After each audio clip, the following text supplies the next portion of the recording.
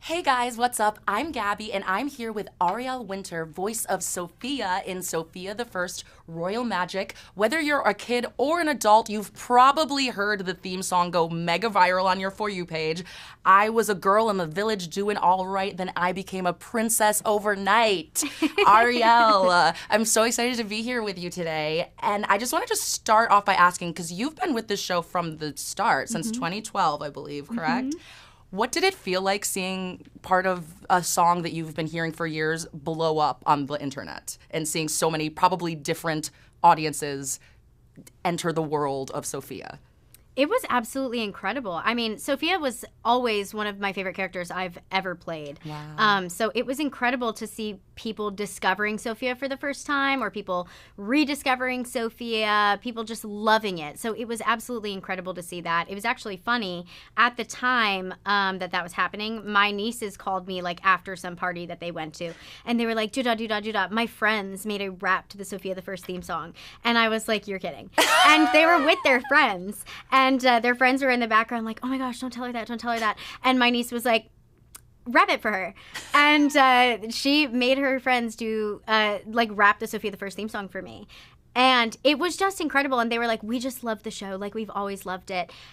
And it was so awesome. Yeah. Like, I just loved it. It meant so much to me how much they loved it, how much they still loved it. They're like 16. Wow. And they just, it meant so much to them. And so to get to come back and do the show all over again, and have a new generation of kids get to experience the show and love it the same way that they did, and for them to get to see this new show as well, because they were like, "We can't wait to watch it." Yeah. And I was like, that's so exciting. That is so exciting. It just means so much. Oh, I love that. That's so amazing. And I'm sure, like you said, it's a continuation. It's been on for years, and so many people feel like they've grown up with it. You probably feel like you've grown up alongside the character of Sofia as well. Yeah. Like, what do you think is one of the biggest differences from in the character Sofia when you started versus now?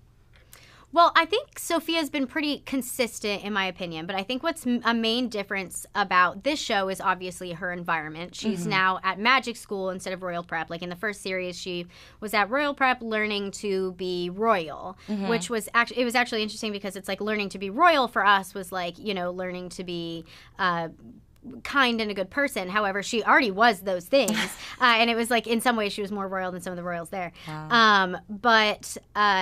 Now she's in magic school, and she's the most magical princess in the Everrealm, and she's learning to master her powers and do all of those things, and she's put in new situations, making new friends, and she's in a new castle environment with 3 new best friends. And so Sofia has always, in my opinion, her character, who she is at her core, has always stayed very consistent, which I think is amazing. That's what you want. Like, everyone has always loved how sincere and genuine of a character she is. She's so kind and empathetic and brave and smart and just welcoming. And so I think for her, that has stayed. We've now just expanded her world. Yeah, and I loved it. Watching the first episode of The Royal Magic, the songs are so amazing. Regardless, like the music, your voice, everything is so good. And I can imagine I'm at the age now where a lot of my friends have kids. Watching this, I was like, I was jamming out. It's so good, all the beats. And so you briefly touched on this, but what do you think the biggest difference is with like Sofia or modern princesses today versus the princesses that we grew up with, like the classic princesses? What do you think is the biggest difference? Because you have a more in-depth experience with that princess life and look behind the scenes. So what do you think the biggest difference would be between the classic princesses we grew up with versus the modern princesses? Well, I mean, I think these days we get a little bit more freedom to make our princesses the heroes of a situation, or to make them be whatever they want to be. Or I just think there's a little bit more freedom in this age for what we want to do with our princesses. Yeah. Which I think is important and wonderful. And so we can kind of explore that with Sofia. What I love about the new music is we are really like going across all genres with the songs, and it's so good. It's so fun because I have like some friends that are parents that are millennials, some are Gen Z, like, and they're always telling me, they're like, oh gosh, like for other shows, like I have to hear the music and it's just over and over again these same songs. She's like, but for Sofia the First, like I played them some of our new songs, like low-key, and like very low-key, and they were like, this is so awesome. They were like, I would love to hear this song all the time. Like it kind of is reminiscent of our old songs, and I'm like, yes, awesome. That's probably why it has that very like, I don't want to say nostalgic feel, but music. It's kind of what we're going for. It's kind of what we're going for because we want the parents to enjoy it as much as the kids, because that's what you have to listen to all day. Like we love our show and we want to enjoy it, and we want the parents to enjoy it and the kids to enjoy it, and so that's kind of what we're going for. So the songs kind of have that feel. Absolutely. And I've really been enjoying it. So yeah, no, I was enjoying watching it, and even the lines, like I will say, because a lot of times kids shows that are specifically for children don't necessarily break the barrier with adults, but even the lines with this show were so funny and so well written. It really does feel like an overall just really enjoyable experience no matter what age you are. And something else I wanted to ask you, because voice acting is very different than when you're on screen. For sure. And so what do you think is one of the biggest misconceptions that people have about voice acting, or what goes into it?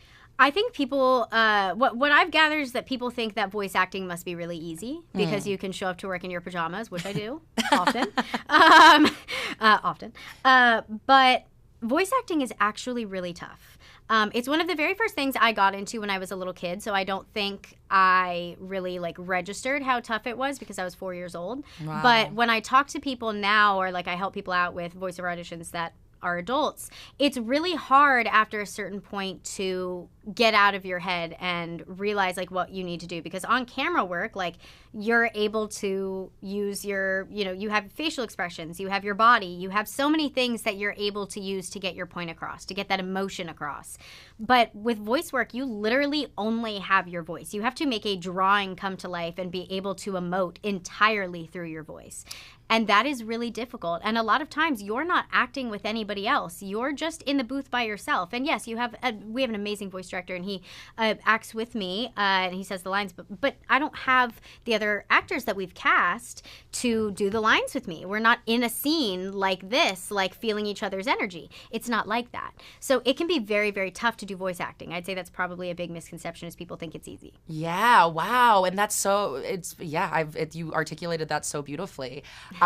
No, truly, it's like, how do you see? And do you have the animation? Are you able to see that, like what's going to be going on in the scene, or do you just kind of go in blind and say the lines? That is so impressive. They animate it after. Wow, that is really impressive. And you said that your first job was when you were 4 years old. Mm-hmm. Had you been like auditioning for like commercials and stuff, or how did you get into the industry as a kid? I was put into the industry as soon as I was like able to be. Like basically it was just like, let's get her an agent. And so I got one, and I started auditioning for like print and commercials and voiceover.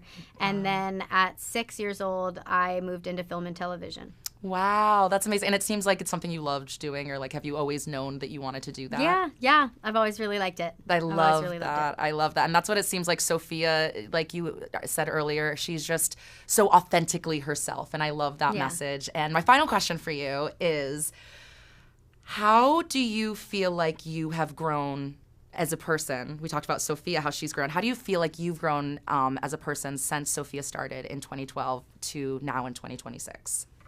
I mean, I think I've grown a ton. I mean, I think a bit in part to Sofia when I was young, because obviously I was growing up with her. I was a little bit older than Sofia, but still a lot of the life lessons she was learning and things she was going through were things that I was learning too. I mean, there's times now where I'm recording Sofia and I'm like, oh, that conflict resolution was pretty great. Maybe I could take some notes.